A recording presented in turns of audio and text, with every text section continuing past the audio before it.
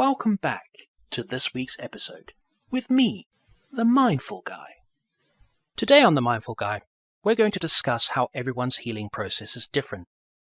Everyone who suffers from anxiety and depression may be suffering from it for a different reason, from a chemical imbalance or personality disorder to a trauma or a circumstance.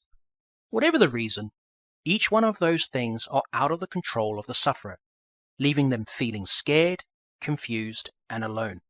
If you were to ask any mental health sufferer if they felt one of these emotional symptoms, the chances are they'll have one, if not all of them. These feelings can lead to a sense of hopelessness and helplessness. All of these feelings are perfectly normal under the circumstances because the sufferer places a large amount of judgment on their condition as they try to navigate the choppy waters of their mind. Like I mentioned in a previous video, accepting that you have a problem is the first step to getting help and onto the path to healing. This is the moment you become aware of your mental illness, and a great opportunity for you to start observing your thoughts and introducing surrender and not fight or flight into your mindfulness daily practices. With this in mind, it's important to understand that healing isn't a one-size-fits-all solution, and you have to find what works for you. Depending on the intensity of your anxiety and depression, you may be given an antidepressant medication. This will go a long way to helping stabilize your emotional rollercoaster ride of highs and lows. Many sufferers are hesitant to take these prescribed medications for a variety of reasons. They see it as some kind of weakness to take the medication. In my case, I knew that if I wanted to get better, I had to earn my way out. I chose to explore every option to prevent myself from feeling the way I did. I opted to remove the judgment and saw them as a mental crutch. Much like a physical crutch helps injured people get around, I saw them as a tool only.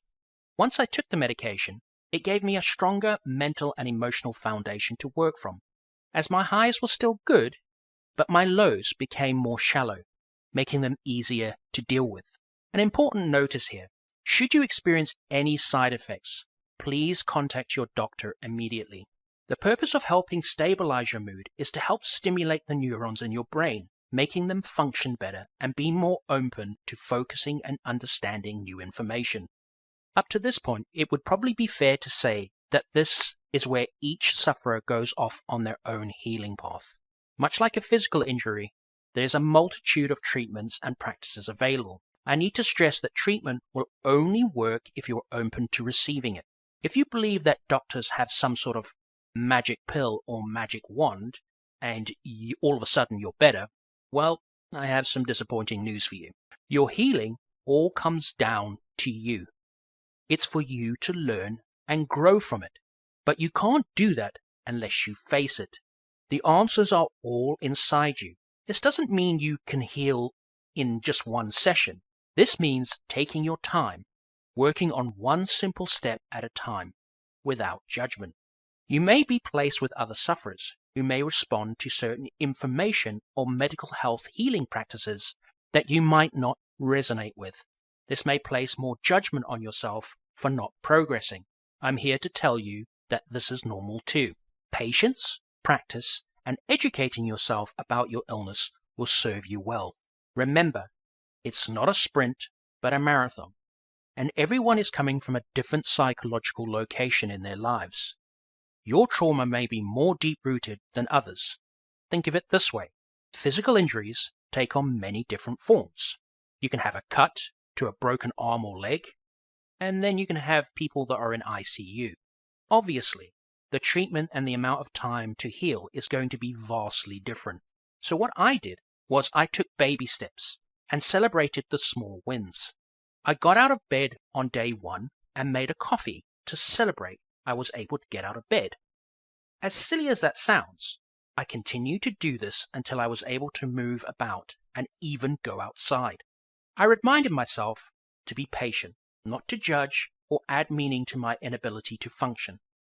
I accepted, I surrendered, and over time, my time, I began to slowly get better. You as a person, as a body, mind, and soul, are very different, and so will your recovery be. On a future Mindful Guy episode, I'll take you through some of the things that I learned around loss, anxiety, and depression management. Also, things like coping, self-identity, and more. Let me know if this helps, and I'll see you again on the next episode of The Mindful Guy. If you like what you hear and you want to see more, click the like, subscribe, and notification buttons, or leave us a comment in the comment section, and I'll see you again on the next episode of The Mindful Guy.